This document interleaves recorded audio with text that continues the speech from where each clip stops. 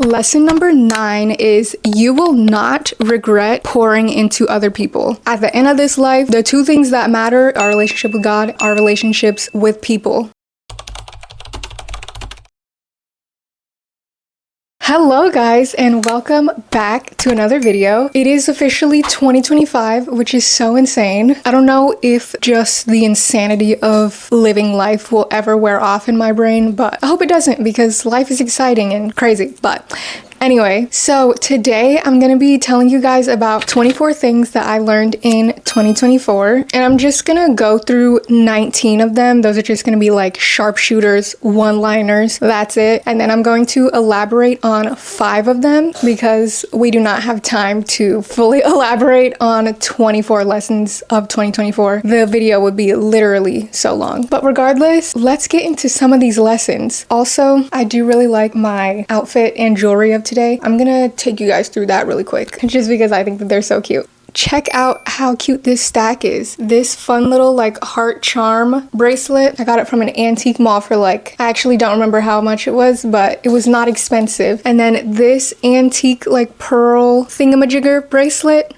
So fun. And then this Larsson and Jennings watch. I'm very obsessed. And then for our earrings, we have on some Missouri hoops. This cute little, I hope that you can see this. If you can't, then I'll insert a close-up or a photo. This is basically my name, Faith, on studs. And I think they're so cute. My parents got them for me one Christmas, and my sister also got a pair of earrings that are exactly the same except they say India on them. Let's get into these 24 lessons of 2024. Okay, so starting off strong with number 1, we of course have to give all thanks to the Lord because he's the only way that we made it through this year in the first place. The first lesson that I learned is submitting myself to God in literally every area of life is the beginning of where wisdom is found. And also it's just going to be the best decision that you will ever make in your life. Honing in on your relationship with God and making him the complete center of your life. And just as it says in Job 28:28, I'm going to read it off so that I don't get it wrong. The fear of the Lord, that is wisdom, and to shun evil, that is understanding. So above all else in 2024, I definitely learned that focusing on God is where life begins and really gets fun. The second lesson that I learned in 2024 was that you cannot force someone else to want better for themselves or to realize that their patterns of life are very destructive to them. And then on top of that, if they do realize that they're destructive, you cannot force them to do better or want better for themselves, especially if they're just not ready to. Lesson number 3, gluten is one of your biggest ops.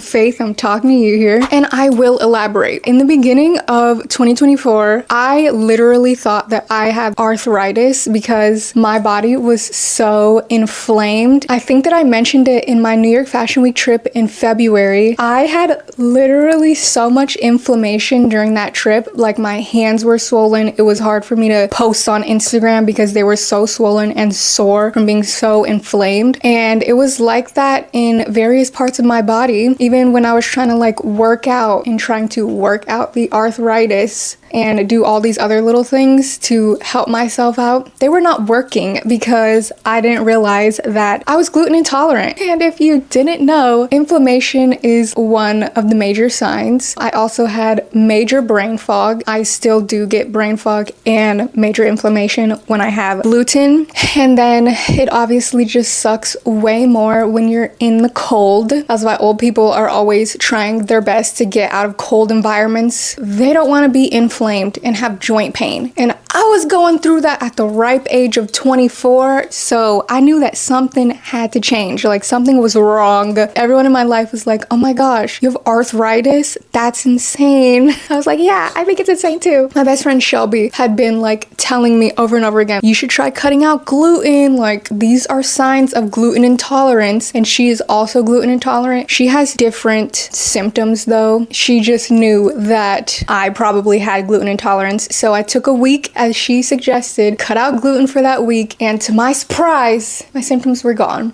So God bless Shelby. Another thing which I found extremely surprising was that lactose intolerance is also spiked up when you are gluten intolerant. Some people might not even be lactose intolerant, but since they're gluten intolerant and have a bunch of gluten, then they become lactose intolerant, and it's just a whole explosion of awful things in your body happening. But I am actually lactose intolerant. Even when I don't have gluten, lactose does a little something something to me. We'll save that discussion for another time. Lesson number 4, discipline will take you farther than talent ever could, and it's also biblical. Lesson number 5, take your financial health very seriously. However, at the end of the day, you should not worry about it more than you pray about it. And also, life is meant to be lived. You can spend some money on fun things, but just also make sure that you're being diligent about your financial health. Lesson number 6, which is one that I probably scream at my loved ones so often about. Take your Sabbath every single week because you need it. If God took 6 days to make all of creation and then on the 7th day he rested, what makes you think that you don't need to be resting? Resting is a part of working. God wants us to rest. We need to be resting. And if you skip a couple Sabbaths, that's okay. We all do it. I've done it plenty of times. Give yourself some grace, because if you don't rest, you will absolutely lose your mind. You will burn out more times than you can count. And that is such a miserable way to live. And you work hard enough all day, every day. So you might as well take some time for yourself. Lesson number 7 that I learned last year, and this one is more so at the end of the year: invest in your career financially and with your time. I'm only going to give a little bit of elaboration because this is not one of the 5 that I was choosing to elaborate on. However, I think I'm the type of person who's really big on investing my time into my career, but when it comes to financial investments, I'm always like, well, I could just make do with what I have instead of upgrading equipment or like investing in something that would be really beneficial. But we need to be investing both our time, our time and efforts, as well as financially, which is what I did with this new camera and this mic set, and I'm very, very happy about them. Lesson number 8 that I learned, and this one was a very big one: your career is not worth sacrificing your relationship with God for, because that, my friends, is idolatry. Particularly in the modeling world, it is very, very easy to get taken advantage of because your body is essentially your work. People like to take advantage of that, and not everyone in this industry has good morals and values, so they don't know how to act around you or essentially how to conduct themselves morally in the professional space, because there's just not that foundation. A part of that is like really focusing on, for one, your relationship with God, but 2, like realizing the things that you don't want to do and having those very, very firm boundaries, because once you set the boundaries in your heart, then you're going to be much more likely to actually tell other people about those boundaries, and you're going to be able to say no to things that are infringing on your boundaries.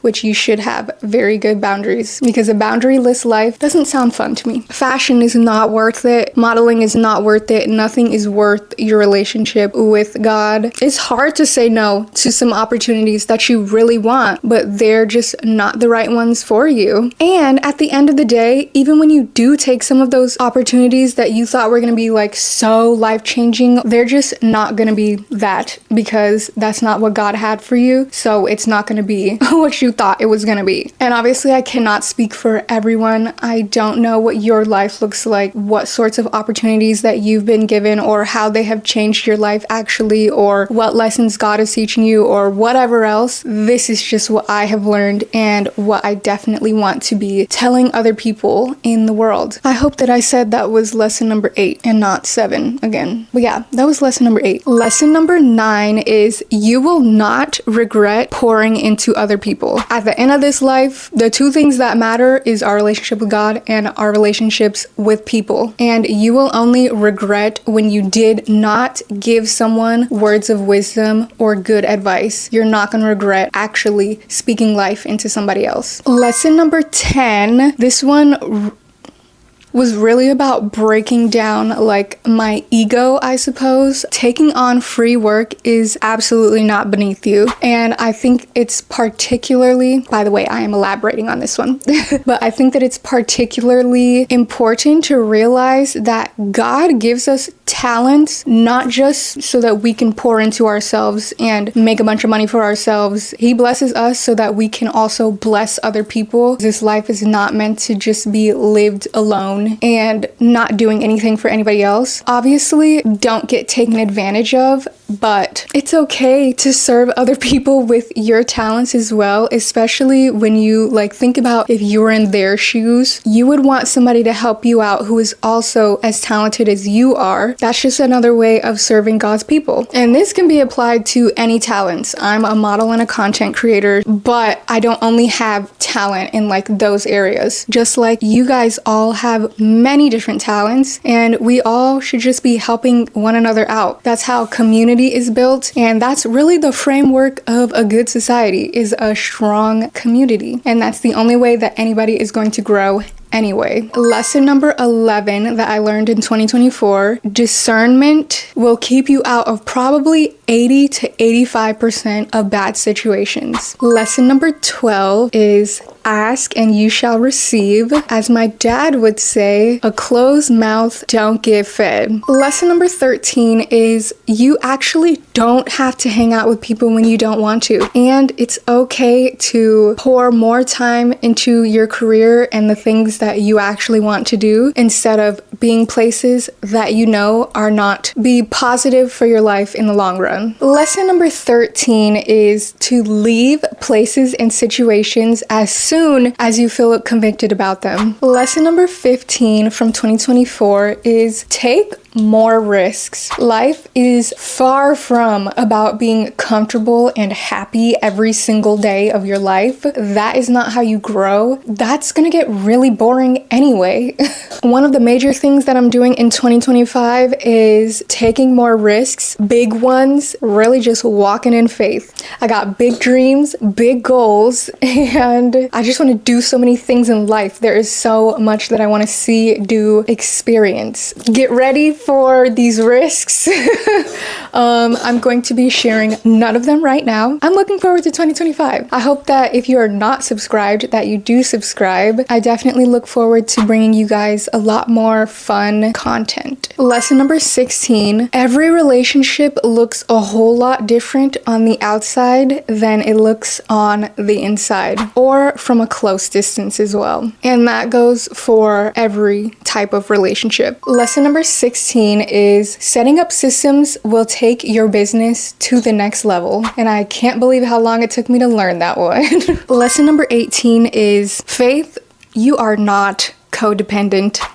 Nope. At least not right now in this time of life. Lesson number 19 is being vulnerable with people and telling them how you feel and think is the only way that your relationships will bloom, and how they can know when they hurt you and how to do better next time. And this is obviously a two-way street. Lesson number 20, if you have to periodically take a week of no contact or a sabbatical where you talk to no one and do nothing, that means you're doing some things wrong in your life. Lesson number 21, do not get too attached to the plans that you make. We as people, as the human race, we love to plan. Some of us more than others. I am the some of us who like to plan for every little thing. I've grown a bit, just a wee bit out of it last year, but it just came with realizing like God has plans for us, and those are the best plans. Obviously, we should be making plans and like striving for things and have goals. We should be doing those things. That's kind of just what we are as human. We want things in life. Getting way too attached to outcomes like that is essentially like not putting your full trust in God and what He actually has for you in your life, because it's also going to lead to getting majorly upset at God essentially, because he didn't give you this one thing that you wanted. The whole time that was never the plan for you. God had a better plan. And even though we're always looking from the outside essentially, really we just have no idea what is going to end up happening in our lives. Things not going our way does not mean that God like betrayed you or something like that. And oftentimes God doesn't even say no. He just says not yet. But a lot of times he does say no also.